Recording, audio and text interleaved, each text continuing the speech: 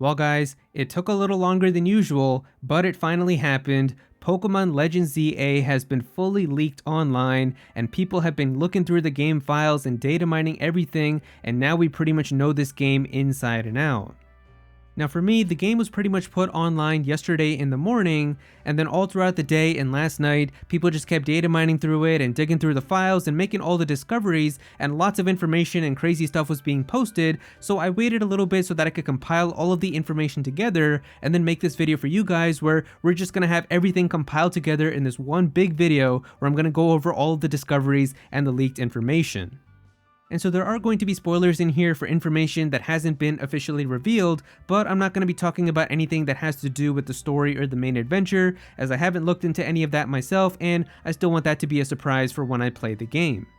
Now real quick before we get started, I just want to let you guys know that I am partnering with Walmart for the launch of Pokemon Legends ZA, where if you click from the links below in the description, you can pre-order Pokemon Legends ZA for the Nintendo Switch or even the Nintendo Switch 2 edition and end up supporting the channel, so I would really appreciate that. And Walmart's actually doing something amazing, which is anybody who pre-orders Pokemon Legends ZA from them is going to receive a starter pin for one of the starter Pokemon that appears inside of the game. So if you want a chance to get that awesome bonus as well, I would really appreciate it if you pre-order using the links below in the description.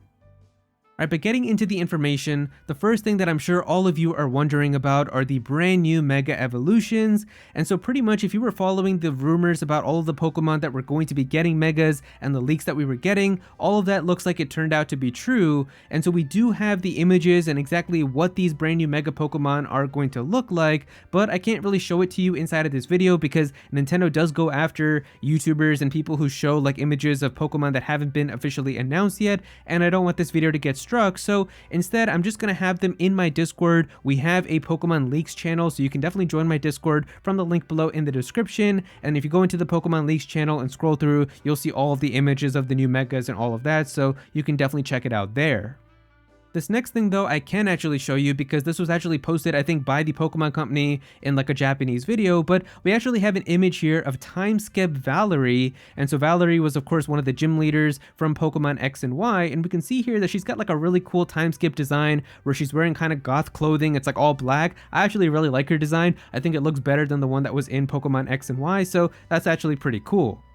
We also have some information about how the private battles are going to work, or like the online battles that you can have against other people. And so it seems like there's going to be different rule sets that you can have. So one of them is no restrictions. Another one is 6 Pokemon normal or casual. And then you have 3 Pokemon normal or casual. So I guess you can choose like if you want to have a 3v3 or a 6v6 or a no restrictions rule, which I guess you can bring like any Pokemon, any item and stuff like that. But with the other rules, it looks like it says here that there's no duplicated held items, so I guess if you give like one Pokemon a citrus berry, you can't give another Pokemon a citrus berry either, so that is another thing to keep in mind. And the last thing about the online battles, this is actually a pretty interesting rule, but it looks like that you can only switch out your Pokemon 3 times, so I guess they don't want people just constantly switching Pokemon and trying to find like an advantage when you're facing off against other people as well, so instead now you're only going to be restricted to switching out your Pokemon 3 times, so that is going to add some more strategy.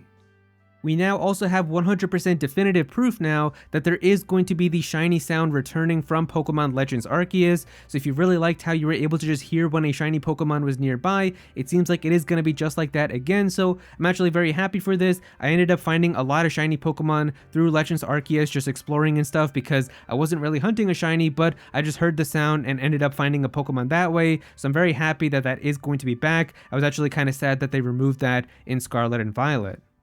It looks like the Hoenn starter Pokemon aren't inside of the game, so I know a lot of people were really looking forward to getting the Hoenn starters because they all have Mega Evolutions, and we did see all of the Kanto Pokemon and their Megas, but for some reason it looks like that the Hoenn starters are not going to be inside of the game, so you're not going to be able to get them. Maybe they're going to be in like the DLC or given as events or something, but in terms of the game day one, sadly there aren't going to be any Hoenn starters. Kind of going off of that, Latios, Latias, and Rayquaza aren't inside of the game either. All 3 of those Pokemon can also Mega Evolve, but it seems like they just don't want you to have these Pokemon inside of the game. This one I feel like I can kind of understand a little bit more because they're all legendary Pokemon, so maybe they'd be kind of too broken if you could have them, but even then I feel like you could still have them as like a post-game quest or something, but it seems like as of right now, they're not inside of the game. DNC, however, is going to be obtainable, and you can actually get it in the post-game, and the same thing also applies to Mewtwo. So we know that Mewtwo and DNC both have Mega Evolutions. Mewtwo actually has 2 of them, and so you are going to be able to get all of that inside of the game. Now, it seems like that there is actually programmed data for Hoopa and Volcanion to exist, but they're not actually inside of the game. This to me feels like it might actually be DLC, especially because the DLC having like Mega Dimension portals and stuff. I feel like Hoopa's probably going to have some type of involvement in that, and I feel like it just makes sense to then have Volcanion be a part of that too, so I think that's what they're probably doing with those Pokemon. I personally can't imagine doing this, but if you're one of those people who doesn't care about the story at all inside of these games, you can now finally skip cutscenes as well, so you can just hold the button down and skip the entire cutscene and you don't have to watch or read anything. Now, we already knew that there aren't any abilities inside of this game, but a lot of people did kind of think about how that was going to work with certain Mega Pokemon that really rely on their abilities, especially a Pokemon like Mawile, which gets the ability Huge Power when it Mega Evolves that actually makes its attack stat really good, so that it can actually be a pretty threatening Pokemon. But if there aren't going to be any abilities, how is that going to work? Well, it seems like specifically for this game, when Mawile Mega Evolves, it actually has 147 attack instead of what it has usually, which is 105 for Mega Mawile, so it seems like they kind of thought about that for the Pokemon because abilities aren't in the game, so that is good because it means that these Pokemon can still be used.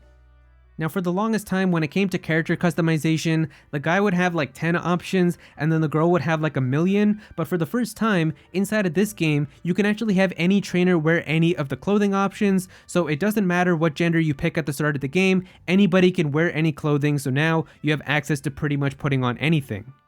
Now, this is a really good quality of life change, but you can actually have 6 different team configurations and have your different Pokemon preset to all of those teams, as well as the held items and Megastones and everything, so that way you don't have to constantly keep like switching out all your Pokemon and reorganizing your held items and all of that, and you can just quickly choose like I want to use Team D and then quickly just bring all of the Pokemon from that team over, so that's actually really nice for a game like this, especially where you're constantly going to be switching out Pokemon and items and things like that, so that's really good. I kind of wish that there was something like that inside of Legends Arceus. And speaking of Legends Arceus, if you go to the Lumio's museum that's inside of the city, there's actually an entire exhibit that's been set with a Legends Arceus theme, and you can kind of see some information about that time period and all of that, so that is some really cool fan service.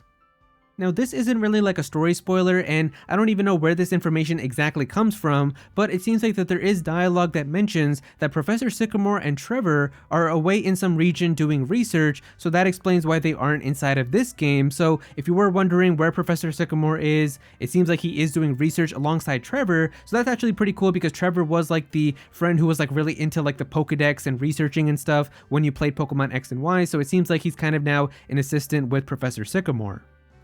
This I feel like was kind of an obvious thing, but the Megastone for Slowbro, as well as any other Pokemon that have like other forms, you won't be able to use it for that, so like a Galarian Slowbro cannot Mega Evolve into like a Galarian Mega Slowbro, it's only going to be normal ones, so that applies for any Pokemon that have other forms.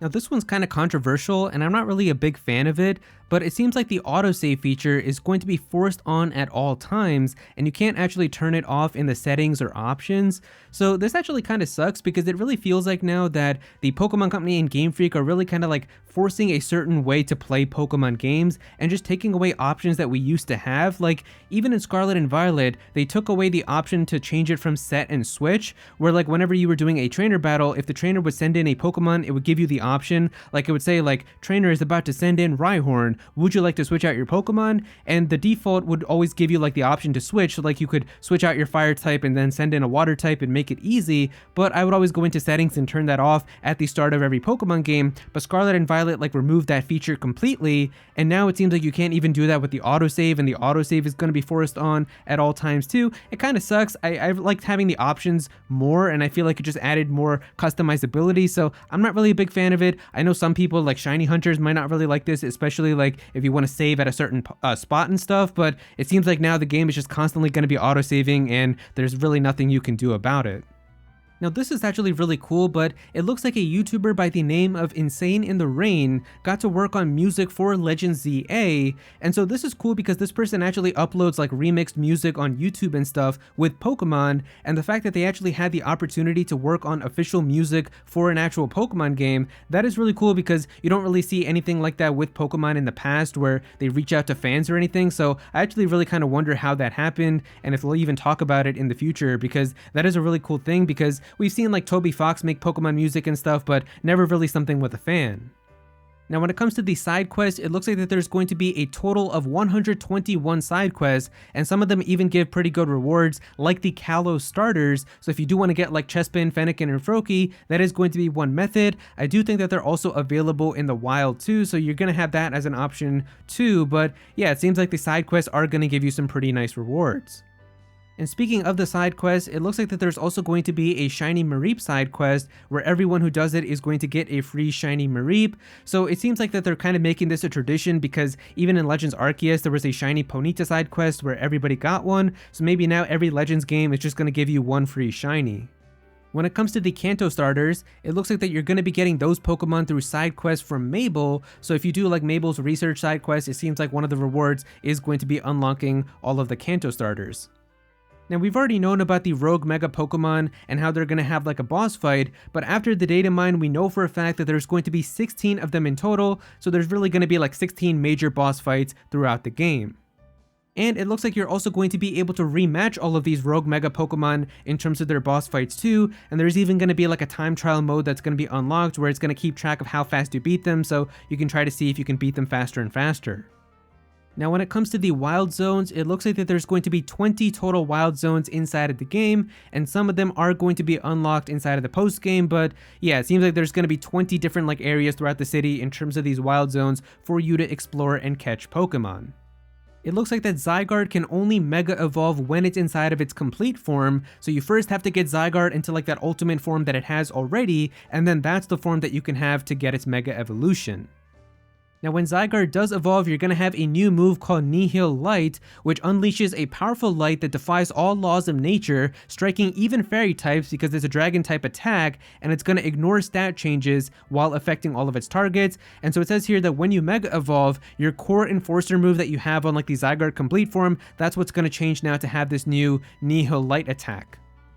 When it comes to the Mega Stones, it looks like that everybody can only have one of each Mega Stone, and you can't sell it or discard it or even trade it away if your Pokemon is holding it, so that pretty much means now that if you're talking about some of those Mega Pokemon that are going to be given as events, like Mega Greninja, Mega Chestnut, and Mega Delphox, those are going to be given through events from like the online season battles that they're going to have. You're pretty much going to have to do those to obtain them, because if you miss out on that, I don't think like a friend or somebody is going to be able to trade you them, and I don't know if they're going to be given through some other method.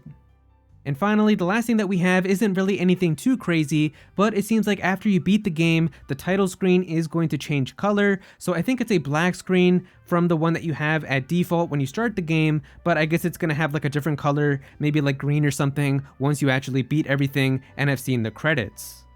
But with that, there you go guys, that is pretty much all of the leaked info from the big DATAMINE of Pokemon Legends ZA. There was actually a lot of other information too when it comes to like the DLC and even future Pokemon stuff, but I didn't want to cover that inside of the video here because this is only about the stuff that you're going to have inside of the base game. So I'm going to have like a separate video probably in the future about the DLC and also some of the other Pokemon stuff that did come out too, but this is pretty much all there is to know about the game itself. So yeah, if you guys enjoyed the video, definitely be sure to click that like button and also subscribe to the channel as well. I'm definitely gonna have some more Pokemon videos, so be sure to subscribe so you don't miss out on that. Comment down below and let me know what you think about all of this. How do you feel about all of this information? Are you excited for the game? Definitely comment down below and let me know. But if you don't have anything to say about it, just comment your favorite emoji down below for some engagement. I would really appreciate it. Go follow me on Twitter at @ActualAero so you can be featured in videos, and also join my Discord server as well. We've got a bunch of people in there who are always talking about Pokemon and Smash Bros and Nintendo, so definitely be sure to join that.